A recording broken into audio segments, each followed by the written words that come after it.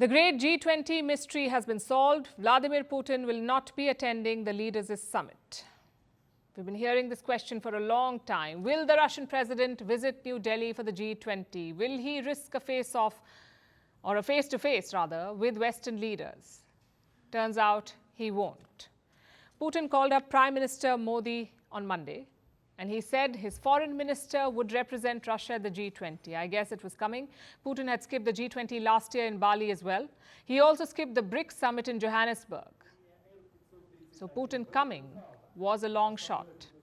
How did Prime Minister Modi take it? He expressed his understanding for Putin's decision. He also thanked him for Russia's support to India's G20 plans. Now, in diplomacy, certain words are overused, like understanding or time-tested. Leaders use it to describe most relationships. But in reality, they're applicable to very few. And the India-Russia relationship is one of them. It's like that stage in personal relationships, I'm sure you've experienced it, where you know exactly what the other person is thinking, you can predict their next move, you may disagree with them, but you don't say anything in public. And these are signs of a mature relationship, of a relationship whose fundamentals are strong. That's what India and Russia have. But how did that happen? By now, all of us have heard the usual reasons, like Russia sells us weapons, Russia sells us oil, Russia also helped India in the UN Security Council. But why did they do all of that? Because there is agreement at a very basic level, an agreement on what each country wants. What does India want? A multipolar world, a world where no single country dominates the rest. Instead, there are many major powers. And what does Russia want? The same thing in a way. Listen to this. We have been and remain firm supporters of a multipolar world order based on the priority of the norms and principles of international law, the sovereignty and equality of states, constructive cooperation and trust. Can we say the same about China or the US? I'm afraid not.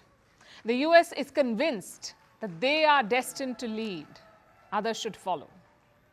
And China believes in the same thing. In their worldview, you cannot share power. You can only accumulate it.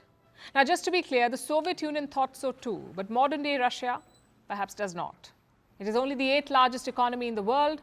Its share of world GDP is 1%. With those numbers, you cannot lead the world, and Russia knows this. Hence their demand for a multipolar world. Well, whatever the reason, it suits India. But common goals alone cannot unite countries. You need a solid foundation. And that foundation was laid during the Cold War years. The Soviet Union helped us when nobody else would. With steel plants, with military equipment, with a space program. India's first satellite was launched on board a Soviet rocket. India's first astronaut traveled on a Soviet mission. These things are not easily forgotten. In fact, children learn about all of this. It's part of Indian syllabus across schools. And this matters because public perception is important. Just look at the Ukraine war. An opinion poll in January revealed some interesting numbers. 38% of Indians blamed Russia for the war. 38% blamed Russia. 26% blamed the United States, and 18% blamed the NATO, which means more people blamed the West than Russia. Whether they are right is a different question, but this is the perception. It comes from decades of cooperation, support, and effort. It is not based on ideology. It is not based on personalities. It is based on a wider national interest. Just think about it. We don't share values with Russia. India is the biggest democracy in the world. It's a plural society. And Russia? Neither. We were friends when communists ruled Moscow. We are friends when Putin rules Moscow, which means there is a level of comfort. It's like going out to eat. You can try something new, or you can fall back on your tried and tested favorite. Yes, the new ones will throw the odd surprise, but in the long run, everyone prefers a known quantity, and that is what Russia is to India, a known quantity. We know where Russia stands on Kashmir. We know what they make of Pakistan. And most important of all, these positions have not changed in 7 decades. So it's known and predictable. The West is quite the opposite, though. They're famous for abandoning allies at the first sign of trouble. Does that mean the India-Russia relationship is perfect? Well, no, there are differences. But how you manage them is important. I can give you examples from history.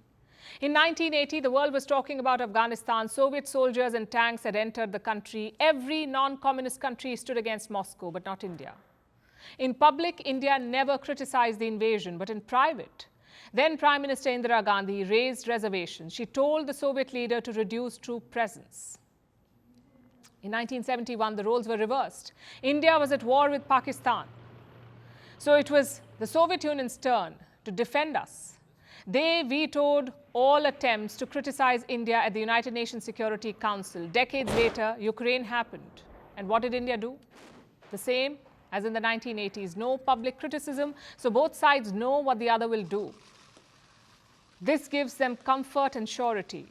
And that's invaluable in foreign policy, in any relationship for that matter. Having said that, we don't know how this relationship will evolve in the years to come. Because Russia now has a close partnership with China, and China has border issues with India. Will that spoil this time-tested relationship? As they say, only time will tell.